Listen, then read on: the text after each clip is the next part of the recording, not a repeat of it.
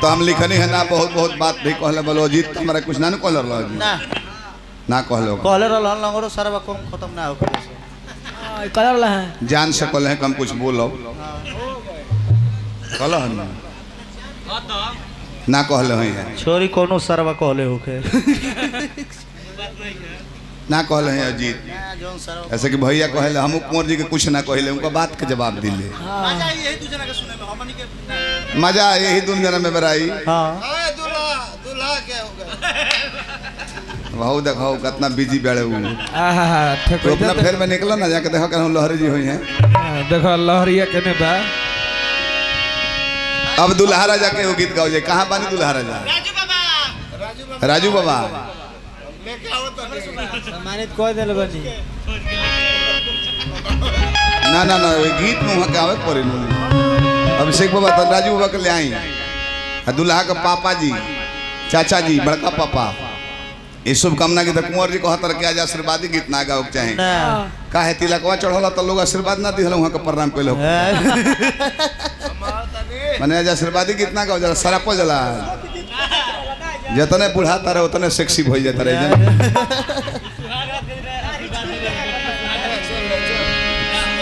अजीत तल्लामा टीका कोइले बड़े कुंवर जी एकदम बिंदी नियर हाय दल भर जितना महंगा बड़े सन टीका कर में अपन साइज यही पर मर्द लामा टीका करेला लामा हां आ देखि सुतलो केगा बाड़े करवट हो के चीते मर्द सुतेला हां मौगा करवट लेके सुतेला सब हां का है कि बीच में सुतला में केहू गहकी आई हां तो लौट जाई दुकान के इंसल्टी हो जाई ऐसे करवट लेके सुत कहने से शटर उठावो बहनी बना के चल जा अच्छा जन धरक बतन सिक्का धता जागब तो हम टू के महक के जान जान के बहनी हो अपने लाल खानी पैसा सारा तिलक के लो डुंगरे बाबा अंदर के हमरे के बोलत लो काहे ना बोलिलो काहे ना बोलिलो तोरा के रे शिष्टाचार से उल्लंघन ना उहे कहत एगो अनिल सिंह रहल नहीं खन दुनिया में अब बना के कैंडल रैली निकल रहा पाकिस्तान के खिलाफ तो का कहो कहनी कि भैया शिष्टाचार तो बा तो वो कैंडल निकल रहा लेकिन पाकिस्तान की माता जी चोरी माता जी को के तब ओकर बात इज्जत प्रूफ करो अब लय तो बड़ी पुरान है गोपाल राय गोल रहले कि राजा छूटी लेके आवत बालन हरावा बहरा से कि लय गोपालो रा के ना रहे बिजनूर बागोनी वहाँ के ना रहे लय हमने घर के माई बहन लोग तिलक बियाह में गावेला केहू जब भइल होई सुनी ले तिलक हरू कमाओगी तो तिलक में 3 जन आइल बनी जा अब अंतर ही है कि हम गावे आइल बनी अच्छा कुंवर जी चढ़ावे तिलक आई हाँ संगीत अच्छा तू नीचा रीड सके कुंवर जी ऊपर चढ़ा देले जब ऊपर मारले ब्यास तो 2-4 को देखनी न ओहो एगो ई बाड़े ऊपर से आवाज मारे ले तो बुझाले कि मोरी खरकूच के बांस घिंचा एगो और ही बाड़े सुदर्शन भाई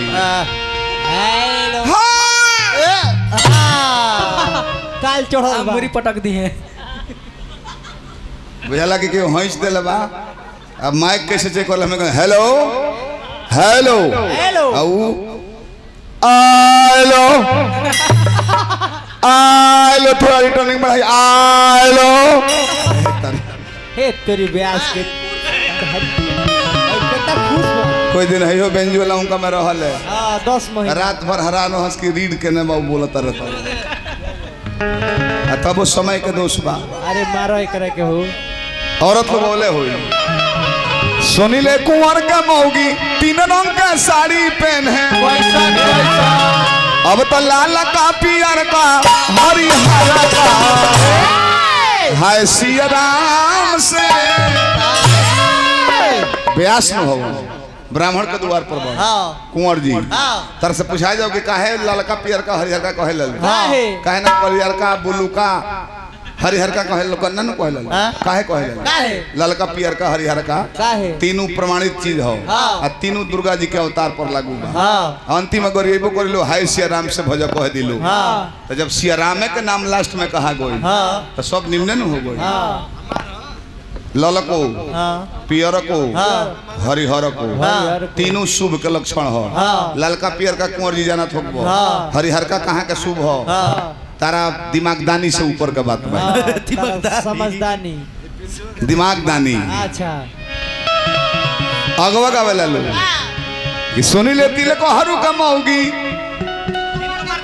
बताई हतना गंदा बोलेला सार पहन के नाता अजीत के उनका हो तो उनका बहन के कुछ कह दे तो एक हतर के अरी हम नचनियन के बेटी बुझी ले अजीत के कहतर की बहने बेटी के रंग कला ऐसा सब कोनो जाए दो ये तहर बड़पन बा भगवान करस सोना गाछी के जितना रंडी बड़ी से तोहरे बेटी भतीजी हो तो ही मानो हमने के नहीं माने के हमने के एक आध आदमी के मानी दे वाह वाह वाह वाह देखा था अच्छा हम गलती करने मानो दूसरा के बहन बेटे से नाचता वो तो केहू के बहने बेटे नु हो तो बड़पन भइल कुंवर जी के कि केहू के बहन बेटी के अपन बुझ के शादी ब्याह को 2 रुपया दे के तो बड़ाई न होला कि गरीब के लड़की के ब्याह करौले अन्यथा हर बात के तुलू ले लेता लोग गलती करता रहो अजी तोहर में तो नहीं गलती बा नाता बाप सार पाहुन के बहन के गरीब रहता बेटियों गरीब तू कल कि बहन बेटी तले नीचे से एगो जना कहता रहे कि एथी करे अब का जाना हम पूरा नहीं जानत मनोज बाबा गोड़ लगनी है का जाने पाहुन दामाद दोनों लगत होगा तो हम ना बोले रंजन बाबू गलती करनी है चले गीत संगीत छोटू बाबानी हर एक बात सरिया दिले यहाँ के अच्छा आदमी है मनोज जी भी अच्छा बात याद पड़े जितना फुहर बोलने में मनोज के याद पड़ा वो तो हीरा हो अब दुल्हा खाती को एक बार राजू बाबा खाती तिलक भइल मटकोर होखे शुभ शुभ ब्याह बीते दुल्हन लक्ष्मी के रूप में घरे आवस तो हमने के नारी समाज के देवी कहले जा काहे कहले जा एकर कोनो कारण होके चाहे नु कार्ड पर का लिखाला आयुष्मान फलाना कुमार कुमार लड़की के आयुष्मती फलाना कुमारी 15 सिंगार माड़ो में लड़की को बैठा रहे दुल्हन दुल्हा जी हैं 16वां सिंगार मस्तक में सिंदूर लगा दी हैं तो लड़की देवी के रूप हो जाली तो उनका नाम में से कुमारी हटा के देवी लिखाए लगला कहे ना लड़का लोग कुमार हटा के देवा लिखाए लगला वो देवी के रूप होला तो शुभ शुभ बीते सभी है शुभकामना करो चला तुम अपन काम दिखाओ जोड़िया बन रहे दुल्हा दुल्हीन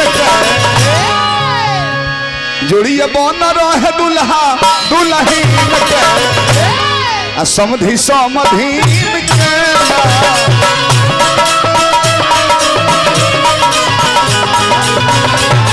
जोड़िया बन रहे दुल्हा दुल्हीन के समधि समधीन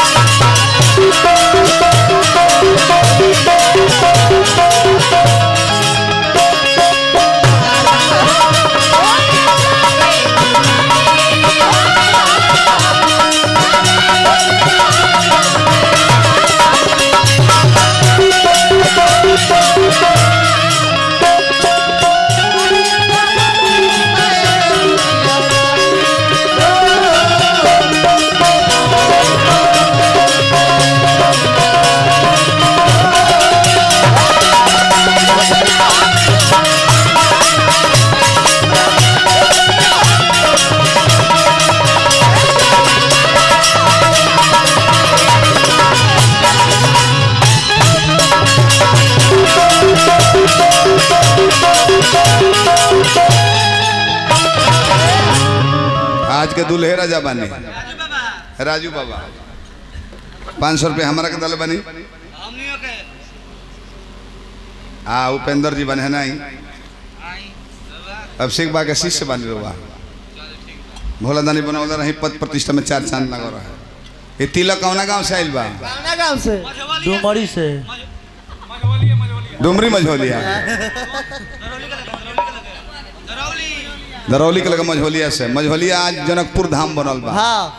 अभिषेक बा के गांव अयोध्या धाम बनल बा राजू बाबा रामचंद्र बनल बनी वहाँ के पिताजी दशरथ तुल्य बनी बेटिया पक्ष के लक्ष्मी निधि बनल बनी दुल्हन के भाई राजा जनक जी बनल बनी दुल्हन के पापा जी तो तिलक में गौना हतना 3 गोला तो क्षेत्रों में कहीं ना भरल ब्याह में हो जाला तिलक में होला 3 गोला मझोलिया नगरिया से आइल भक्ति लतावा मझोलिया तो बोलिया से आइल भक्ति लतावा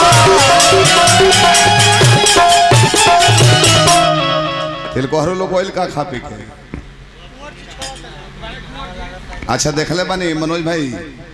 तिलक आयल तबो गाड़ी दिया तलो हाँ ऐसे डबल गाड़ी दुल्हा के भाई के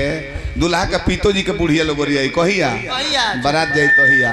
दुल्हा के काहे गोरिया हो जाला को विचार कइले बानी सब बाबा विचार कइले बानी लो दुल्हा के काहे गोरिया हो जाला माड़ू में काहे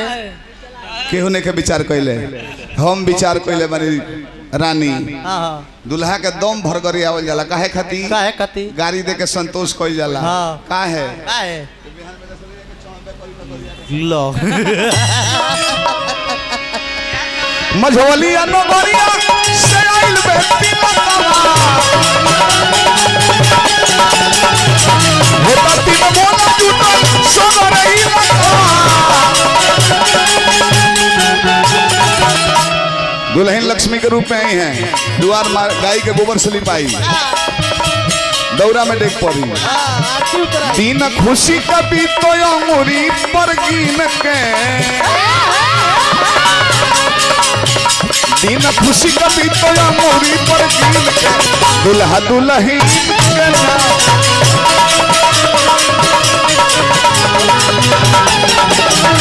खुशी कभी तो अंगूरी पर गिन के दुल्हा दुल्हन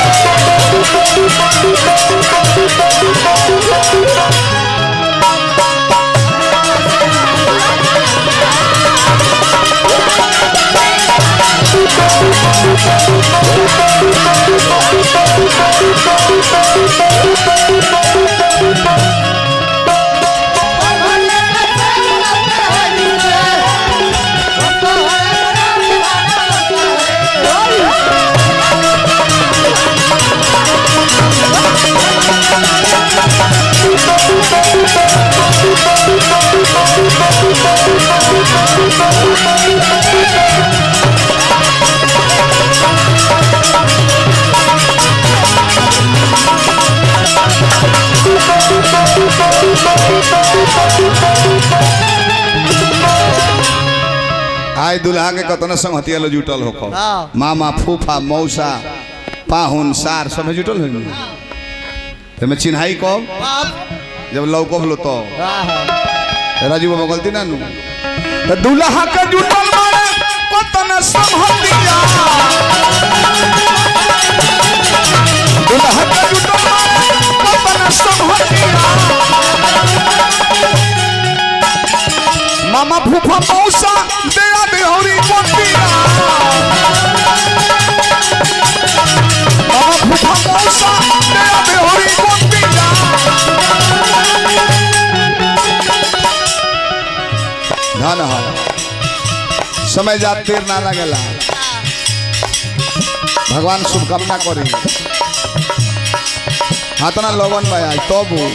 हम तो वर्णन करी कतना सुंदर सीन के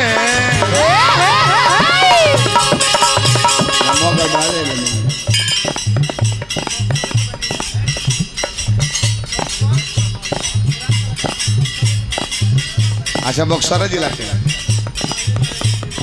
सिवान जिला के भगवान भोला दानी बनौले रही हमने कुमार में से लेवल लेके जी हम तो वर्णन करी कतना सुंदर सीन के हम बखान करी कतना सुंदर सीन के दुल्हा दुल्हन के हम तो वर्णन करी कतना सुंदर सीन के दुल्हा दुल्हन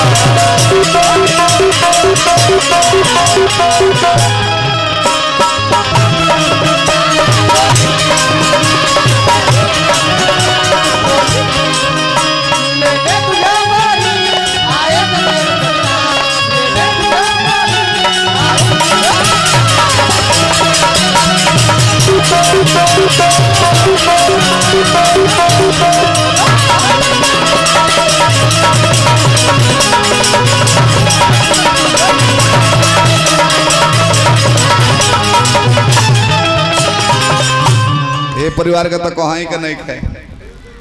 एक जना ब्यास से कहले हैं अभिषेक बाबा, अभिषेक के बाद से एगो ब्यास कहले हैं जी कि ब्यास जी कुछ आवे पता नहीं कि ए ब्यास जी नीब गई के कहल जाला, गई के कहल जाला नहीं जना तो ना कोई में एक जना हाफ कहले हैं कहते हाफ का हाफ, एक जना कहले मैकडो ते हैं कहले ई कई के नाम है, ई कौन के नाम माने ऐसा परिवार बा बढ़िया बना तो बाप रे बाप हमरा याद पड़ेला कमलबास कुंवर के चाचा के लड़का के बारात रहे। हां जयमाल सिस्टम रहे वो जा राजू बाबा, जयमाल सिस्टम व्यवस्था रहे। अच्छा अगर भाई जाने की पियो कोड 5-6 पेक मार ले जयमाल से पहले अल्लाह फता चलो मर्द जयमाल पे तो कहते रहल लघु शंका कोली आ 3 पीस पहनले रहल गोले लघु शंका करे ओइले मंच पर चढ़ा दिए दुल्हा तो दुल्हन के माला डाल देले आ दुल्हन माला लेके हेने मुंह पे बड़ी दुल्हा में डालते नहीं खी भइल हला की दादा तो दुल्हन के पसंद नहीं खन का वो तो बाद में मनोज भाईवा हो बेंजू वाला धइले वीडियो में देख के वो पेशाब कोइलर लेन। अच्छा और नशा में भोर पड़ गई चैन खुले है छूट गए है महाराज जी व बोहरिया संदल दुल्हन टेंशन में बाड़ी टाइटे रहले का मझला मामा जी पुरस्कार भेले बनी हार्दिक पौलगी कोनी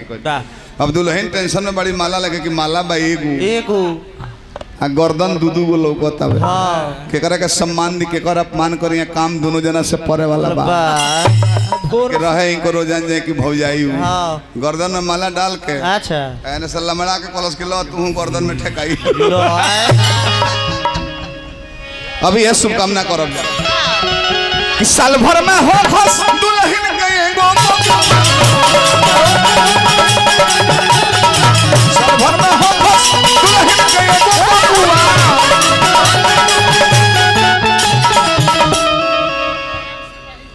सिपाही जी बानी आराम भाई बहुत बहुत पुरस्कार दिले बनी हार्दिक शुभकामना करता है। फिर द्वार पर गोनाई होके तो सोहर मंगल गा के कमाई जमाल है बुआ सोहर मंगल गा के कमाई जमाल है बुआ आशीर्वाद देवे लायक तो हमने कने खी जा ताकि शुभकामना करब जा शुभकामना बाय अभियंता और बीन के शुभकामना बाय अभियंता और बीन के दुल्हा दुल्हन के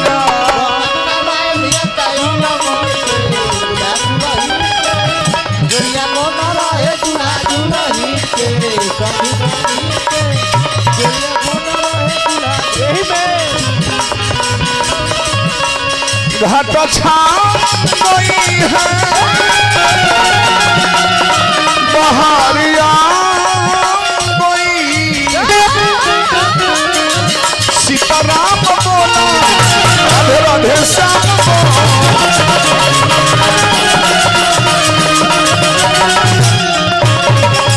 चार दिन का जिंदगी कहीं है कहानी सुबह शाम बोला चाहे 8 जाम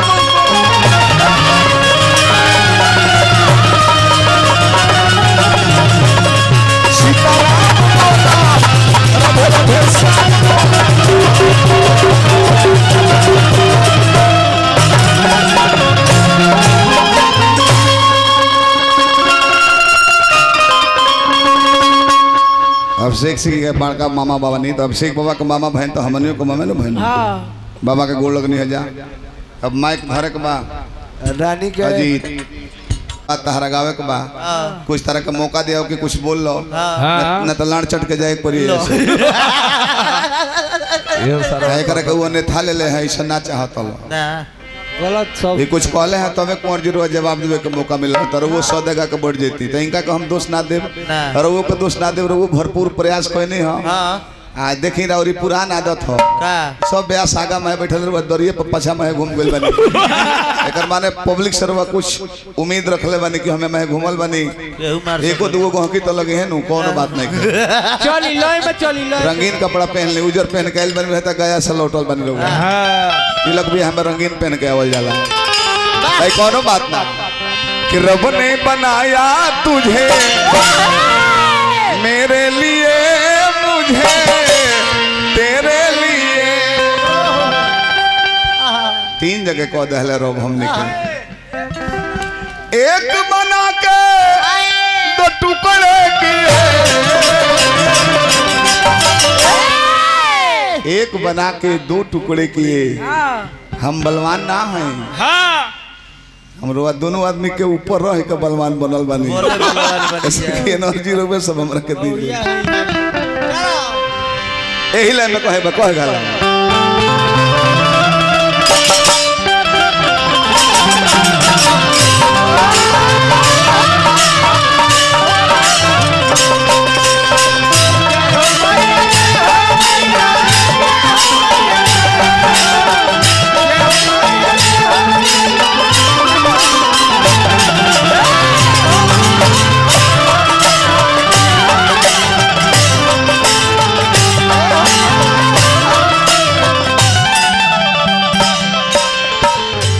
आज ब्राह्मण के द्वार पर बानी जा जौन कुछ भी बोले सोच समझ के बोले के बाद ऐसे कि ब्राह्मण छोड़ के हर एक जाति कर्म से विद्वान बने पढ़ लिख ले इंजीनियर डॉक्टर बनब निमन व्यास बनब तो लोग कहे कि व्यास जी प्रणाम ब्राह्मण जाति ऐसा एगो जाति है जन्म से महान होला अभी दूसरे तीसरे में ना पढ़त हो 2-3 बड़ी उम्र हुई तब वो केहू देखी तो प्रणाम ना करे बाबा गोड़ लगी वो द्वार पर बाने जा हमने ब्राह्मण परिवार के हम पौलगी करनी हम बार बार बाकी हे माई तो हरे कृपा हो तो बोल पाई भो तार इच्छा के विरुद्ध पेड़ पर पता ही ना डोलेला तो हमारा मुंह में जीव कैसे डोली पीड़ा वाली माई राउर सुमिरन करी माई सुमिरन करी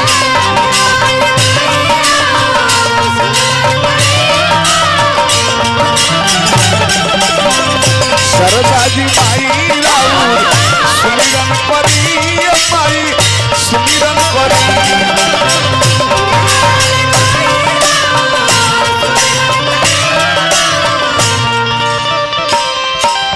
श्रद्धा बाबा कुछ लेने की माई आम के पोलौआ औरी कलश धरी बीड़ा वाली माई राउर सुमिरन करी माई सुमिरन करी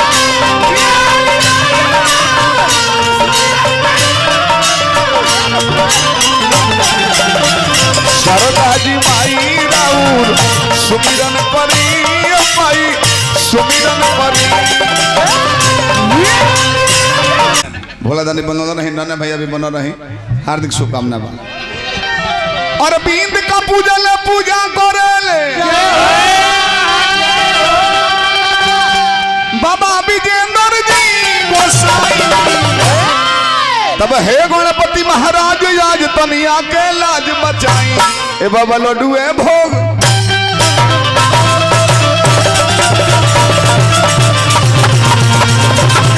हे गणपति महाराज आज तनिया के लाज बचाई ए बाबा लड्डुए